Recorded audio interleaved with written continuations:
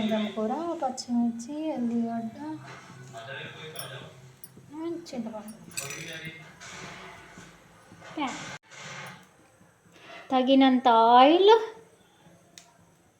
మెంతం కూర ఫ్రై చేసుకుందాం, dry fry. First పచ్చిమిర్చి చేసుకుందాం.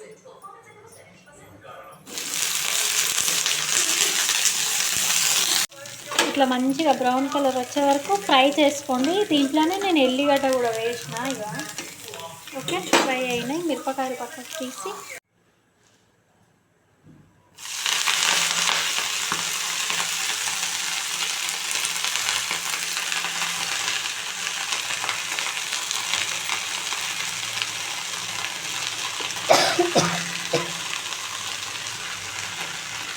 మెంతం కూర మంచిగా ఫ్రై చేసుకోవాలి.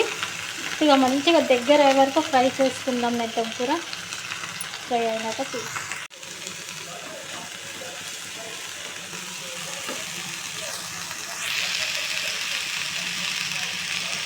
నువ్వులు,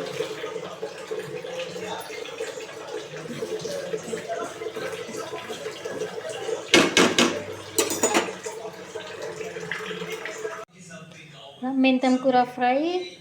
కొద్దిగా ఒక చిన్న నిమ్మకాయ సైజ్ చింతపండు, ఎల్లిగడ్డ, పచ్చిమిర్చి ఇవన్నీ ఫ్రై చేసుకొని ఫస్ట్ పచ్చిమిర్చి నువ్వులు ఫ్రై చేసుకుందాం. మనం ఫ్రై చేసుకున్నాం కదా, మిక్సీలో వేసేసుకుందాం.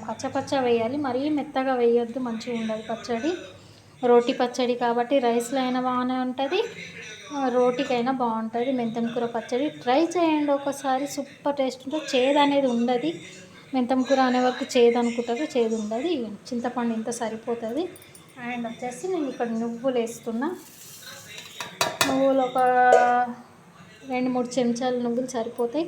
ఇది మిక్సీ పట్టుకుందాం. ఇప్పుడు మనం ఇక్కడ పచ్చగా చేసుకున్న పచ్చిమిరపకాయలు, నువ్వులు.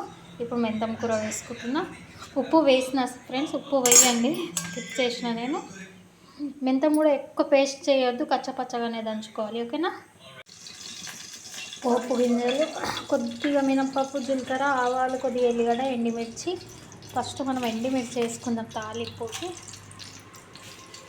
కొద్దిగా ఎండుమిరపకాయలు క్రిస్పీ ఉంటే బాగుంటాయి మనకు పచ్చళ్ళుగా. రోటి పచ్చడి కాబట్టి క్రిస్పీనెస్ ఉంటే బాగుంటుంది. అండ్ వచ్చేసి ఇప్పుడు అన్నీ కలిపి వేసేస్తున్నా. ఇలా మంచిగా ఫ్రై చేసుకోండి, బ్రౌన్ కలర్ వచ్చే వరకు. పచ్చి ఉంటే బాగుండదు రోటి పచ్చడికి. మెంతం కూర రోటి పచ్చడి చాలా బాగుంటుంది ఫ్రెండ్స్, ఒక్కసారి ట్రై చేసి చూడండి, చేదు అనేది ఉండదు. ఇలా ఫ్రై అవుతుంది కదా. మినపప్పు కొద్దిగా బ్రౌన్ కావాలి, బ్రౌన్ అయితేనే ఫ్లేవర్ బాగుంటుంది.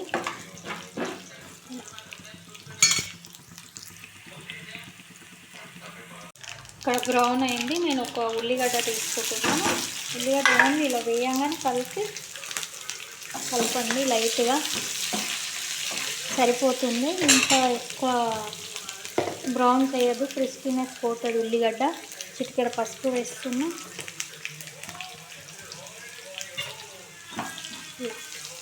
ఇప్పుడు మనం మిక్సీ పట్టి పెట్టుకున్న మెంతం కూర పచ్చడి వేసేద్దాం.